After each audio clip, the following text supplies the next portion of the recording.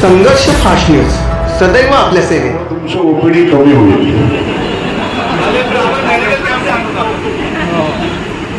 निवडणुकीमध्ये पैसे घेतले नसतील नाहीतर मला वाटतं तुमचं हॉस्पिटल चालणारच नाही, कारण तो अनुभव घेतलेला आहे ना. अनुभवावरून तुम्ही एक सांगण्याचा तात्पर्य वेगळं, भावना किती वेगळ्या विचारातून घडतात आणि त्याच विचारातून निलेश सांबरे यांनी एक खूप चांगलं धाडसी पाऊल हे दुसरं उचललं. एका शैक्षणिक संस्थेच्या माध्यमातून मुलांना उचलून आणून त्यांना घडवणं आणि केवळ घडवत नाही तर त्यांचं करिअर सुद्धा तयार करणं हे एक चांगलं पाऊल त्यांच्या माध्यमातून होतंय. त्या निलेश सांबरेंना मी मनापासून प्रथम अभिनंदन करेल, त्यांना शुभेच्छा देईल आणि आपण सगळेजण त्यांना एक चांगल्या प्रकारचा आशीर्वाद द्या अशी तुमच्या समोर प्रार्थना करेल. आपल्या सगळ्यांना नवीन वर्षाच्या प्रथम शुभेच्छा देतो. खास करून या खरं म्हणजे माझी आणि डॉक्टर लहानेंची चर्चा चालू होती आणि लहाने मला त्यांच्या माध्यमातून सगळं सविस्तरपणे प्रत्येक ठिकाणी उद्घाटन करताना सांगत होते. एक वेगळ्या पद्धतीने हा विचार त्यांनी पुढे आणलेला आहे आणि मला खरं समाधान त्यांनी पण सांगितलं की मी डॉक्टर असून सुद्धा मला खुश वाटलं की अशा प्रकारचं एक चांगलं नियोजन या हॉस्पिटलमध्ये केलंय. केवळ पैसे नाहीत म्हणून किती मृत्यू होतात याची तुम्ही आम्ही जर उदाहरणं पाहिली तर सध्या कुठलंही हॉस्पिटल रिकामं मिळतच नाही. एवढ्या मोठ्या प्रमाणामध्ये आरोग्याच्या समस्या आहेत. सरकारने किती योजना केल्या तरी त्याच्यामध्ये धंदाच होतो, धंद्याशिवाय हॉस्पिटल नाही. पण इथं वेगळंच घडलंय की कुठल्याही प्रकारचं त्या रुग्णाला मदतीचाच हात देण्यासाठी सदैव आम्ही उभे आहोत. डायलिसिस पासून सगळ्या शस्त्रक्रिया इथं करणार आणि त्याचा चांगला उपयोग या भागाला नाही तर मला वाटते बाळ भिवंडी ठाणे या परिसरातून सुद्धा आणि जव्हार मोखाडा या ग्रामीण भागातून सुद्धा मोठ्या प्रमाणातले लोक इथे येतील आणि या हॉस्पिटलचा लाभ निश्चितपणे चांगल्या पद्धतीने घेतील असा मला स्वतःला विश्वास वाटतो. शेवटी कारण विश्वास महत्वाचा असतो. विक्रमगडचं हॉस्पिटल तुम्ही पाहिलं असेल तर त्या ठिकाणी सुद्धा सतत ओपीडी चालू असते. शासकीय ओपीडी सकाळी चालू असते, दुपारनंतर कोणी डॉक्टर जागेवर मिळत नाही, पण यांची ओपीडी सतत 24 तास चालू असते. त्यामुळं प्रत्येक रुग्णाला एक चांगल्या प्रकारचा आधार देण्याचं काम आज एवढ्या चांगल्या हायवेच्या ठिकाणी एवढं मोठं हॉस्पिटल होणं हे सोपं काम नाही आणि सगळ्यात अवघड कामाची जबाबदारी निलेश सांबरे यांनी त्यांच्या सहकार्याने घेतले आणि एक चांगला विचार समाजाच्या पुढे ठेवण्याचा प्रयत्न केला. राजकारणामध्ये यश अपयश असते आणि त्यांनी सांगितलं ही वस्तुस्थिती आहे, पण असते असते निलेश सांबरे यांनी चांगलं विचार समोर समाजाच्या आणण्याचा प्रयत्न केलाय. विक्रमगड सारख्या एका आदिवासी भागामध्ये जन्मलेला एका गावातून समजा जन्मलेला कार्यकर्ता एवढे मोठे विचार घेऊन जर समाजाची दिशा बदलण्याचा प्रयत्न करत असेल तर तुम्ही आम्ही सुद्धा हा विचार केला पाहिजे की नेतृत्व कसं घडलं पाहिजे. निवडणुका गेल्यानंतर कोणीही आपल्या भागामध्ये काही करावं याच्या विचारात नसतो. इथं उलट आहे, मी यश अपयश सोडून माझी जी सेवा आहे ती मी सदैव चालूच ठेवी.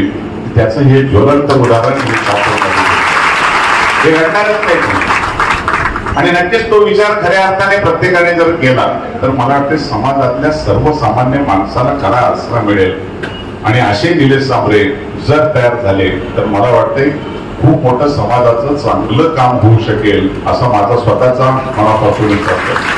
की ज्या वेळेला ही मुलं परीक्षेमध्ये पास होतात, स्पर्धा परीक्षेमध्ये असतील वेगवेगळ्या जेवढ्या परीक्षा होतात त्या ठिकाणी निलेश सांबरेंच्या संस्थेतली मुलं नाहीत अशी कुठलीच परीक्षा नाही. विक्रमगड सारख्या ठिकाणी जर अशा प्रकारचं शैक्षणिक उठाव होऊ शकतोय तर आम्ही अजूनही का हा विचार करत नाही. प्रत्येक वेळेला वेगवेगळे विचार होत असतात आणि सरकारची धोरणं बदलत असतात. प्रत्येक वेळेला शैक्षणिक शिक्षणाच्या बाबतीमधली परिस्थिती अशी असते, सरकार बदललं, मंत्री बदललं का शिक्षण बदललं. निलेश सांबरेंचा विचार तो नाही निलेश सांबरेंचा विचार एकच आहे, माझ्याकडे आलेली मुलं ही घडवण्यासाठी माझा विचार आहे. पण ते कुठलंही शैक्षणिक धोरण असेल त्याला मी निश्चित साथ देईल आणि मनापासून त्या मुलांना घडवेल. एक चांगल्या प्रकारची मुलं केवळ गार्ड, पोलीस, क्लर्क, शिपाई नाही तर फार IAS पर्यंत मुलं जर जात असतील तर याच्यासारखं नशीब आपल्या मुलांचं दुसरं कुठं होऊ शकणार नाही. सोपं नाही काम हे, एवढं टिकवणं हे पण काम सोपं नाही आणि मनापासून करण्याचा प्रयत्न करत असतात. आजही आपण सगळं पाहिलं असेल की हे विजयाच्या नंतर कोणी गेलं असताना तर त्याला आनंद वाटला असता. लोकही बोलले असते की आम्ही निवडून दिलं, इथं पराभव पत्करल्यानंतर एवढं मोठं हॉस्पिटल केलं, अगोदर केलं असतं तर सांगितलं असतं माताच्या डोळा केलं. आणि म्हणून त्यांनी खूप चांगला विचार मांडला तुमच्या समोर. सध्या निवडणुका सर्वसामान्यांच्या राहिलेल्या नाही, सगळेच नाही त्या प्रकारचे लोक आज निवडणुकीच्या मध्ये पुढे येण्याचा प्रयत्न करतात आणि मग परिस्थिती काय होती त्याचा तुम्ही आम्ही सगळ्यांनी अनुभव घेतलेला आहे. पण तो विचार न करता मी बांधलेला आहे तो समाजाचा बांधलेला आहे. ज्या समाजात जन्माला आलं त्या समाजासाठी मला काहीतरी केलं पाहिजे हाच विचार घेऊन निलेश सांबरे यांनी एक टाकलेलं पाऊल एक पाऊल नाही तर ते निश्चितपणे दिशा बदलण्याचं काम समाजाला सुद्धा करेल अशा प्रकारचा मला विश्वास आहे. आणि निलेश सांबरे निश्चितपणे पुढे जाताना कुठेही मागे राहणार नाही. ज्या ठिकाणी त्यांची गाडी पुढे जाईल, रिव्हर्स येत असेल, किसन कथोरेंची उठी त्यांनी कधीही लावा, गाडी रिव्हर्स येणार नाही हा तुम्हाला मला आनंद वाटेल. खूप वेळेला मी त्यांच्याशी बोलतो, सांगतो.